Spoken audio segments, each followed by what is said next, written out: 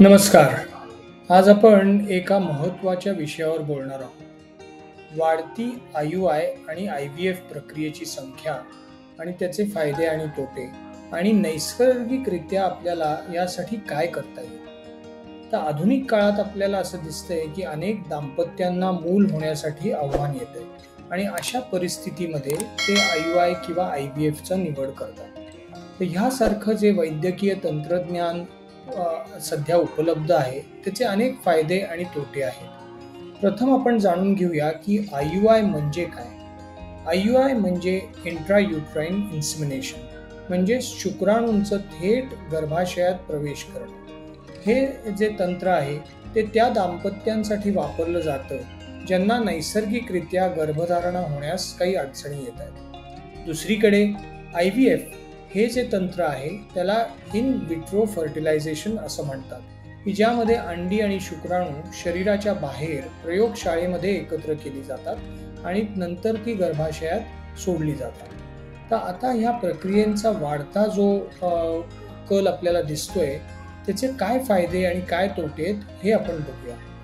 प्रथम म्हणजे काय झालंय की 21व्या शतकात जो ताणतणाव, जीवनशैलीतील बदल आहे, उशिरा लग्न होत आहेत किंवा आरोग्याच्या विविध समस्या ज्या लोकांना आहेत त्याच्यामुळे गर्भधारणा होण्यास कठीण जात आहे आणि या तंत्रज्ञानाची मागणी खूप वाढते असं आपल्याला दिसतंय. त्याचे काय फायदे आहेत, तर ज्या दाम्पत्यांना गर्भधारणा होत नाही त्यांच्यासाठी ही एक फार मोठी संधी आहे की काहीतरी कृत्रिम दृष्ट्या करून गर्भधारणा होण्यास मदत होते. त्याच्यानंतर दुसरं असं आहे की हे विकसित होणारं जे तंत्र आहे त्यामुळे दिवसेंदिवस त्याच्याबद्दल ची पॉप्युलॅरिटी, त्याची सुरक्षितता आणि परिणामकारकता ही वाढतीये आणि अनुभवी डॉक्टर आणि त्यांच्या देखरेखीखाली ही प्रक्रिया केली जाते. त्यामुळे त्याचे बरेच फायदेही होऊ शकतात.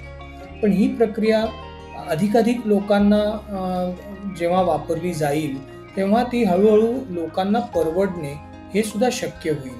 तर अनेक दाम्पत्यांना त्यामुळे पालक होण्याची संधी सुद्धा मिळते. मात्र जसे काही फायदे आहेत तसे या प्रक्रियेचे तोटे आणि आव्हानं पण खूप आहेत. पहिला मुद्दा म्हणजे ह्याचा जो खर्च आहे. सध्या आय-यू-आय, आय-व्ही-एफ ह्याचा खर्च खूप प्रमाणात येतो आणि ह्या प्रक्रिया महागड्या आहेत आणि त्याची इफेक्टिव्हिटी किंवा त्याचा सक्सेस रेट हा 30% पेक्षा जास्ती नाहीये. त्यामुळे ती सगळ्यांनाच परवडते असं नाही. दुसरं म्हणजे ही प्रक्रिया होत असताना बऱ्याच वेळेला अनेक मानसिक ताणतणावांना या जोडप्यांना यामधून जावं लागतं आणि त्यामुळे कित्येक वेळेला अनेक चाचण्या कराव्या लागतात, अनेक प्रकारची इंजेक्शनं घ्यावी लागतात आणि त्यामुळे त्या प्रक्रियेचा एक ताण त्या दाम्पत्यांवर होताना दिसतो. तिसरी गोष्ट म्हणजे ह्याचा जो सक्सेस रेट आहे, तर असे खूप दाम्पत्य आमच्याकडे येतात होमिओपॅथिक उपचारासाठी, की 3-4 वेळेला आय-यू-आय, आय-व्ही-एफ केलं आणि तरी गर्भधारणा झाली नाही. म्हणजे ह्याचा एफिकसी रेट हा काही फार मोठा आहे असं नाही. त्याचे साइड इफेक्ट्स बऱ्यापैकी आहेत. म्हणजे ह्या प्रक्रिया करत असताना बऱ्याच तपासण्या होतात, बरेच हॉर्मोनल इंजेक्शन्स दिली जातात, वेगवेगळ्या वेळेला ती इंजेक्शन्स घ्यावी लागतात आणि त्याचे बरेचसे तोटे किंवा त्याचा बराचसा साइड इफेक्ट्स आपल्या शरीरावर ह्याच्यामुळे होतो.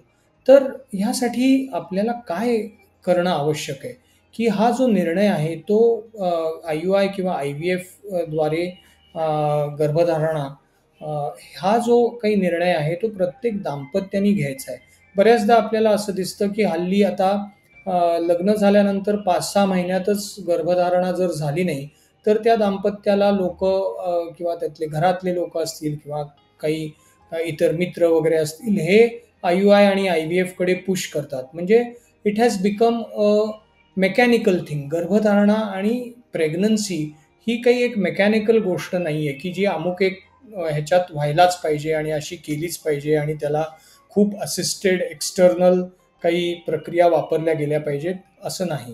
ती जेवढी नैसर्गिक होईल तेवढं चांगलं आहे. अर्थात काही दाम्पत्यांना काही अडचणी असतात, त्यावेळेला मात्र आय-यू-आय आणि आय-व्ही-एफचा फायदा होऊ शकतो. पण हा जो निर्णय आहे तो तुम्ही प्रत्येकाने स्वतः घेणं खूप आवश्यक आहे. त्याचे फायदे, तोटे बघणं, त्याचा खर्च बघणं हे सगळं आपल्याला तपासून मगच या प्रक्रियेच्या साठी आपण प्रयत्न करणं हे खूप गरजेचं आहे.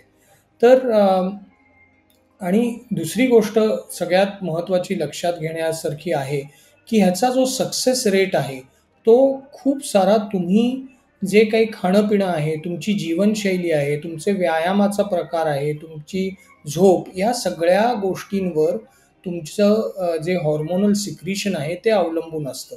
आणि म्हणून तुम्ही जरी IUI आणि IVF तंत्रज्ञान वापरलंत, तरी ते सक्सेसफुल होईल का नाही यासाठी तुम्हाला वेगळे प्रयत्न खूप करावे लागतात. तर यासाठी आपण बाकी कुठले प्रयत्न करायचे, खाण्यापिण्यात काय बदल करायचे, होमिओपॅथिक औषधं काय आहेत, याच्याबद्दल मी एका दुसऱ्या व्हिडिओमध्ये बोलणार आहे. आत्ता इथेच थांबूया. धन्यवाद.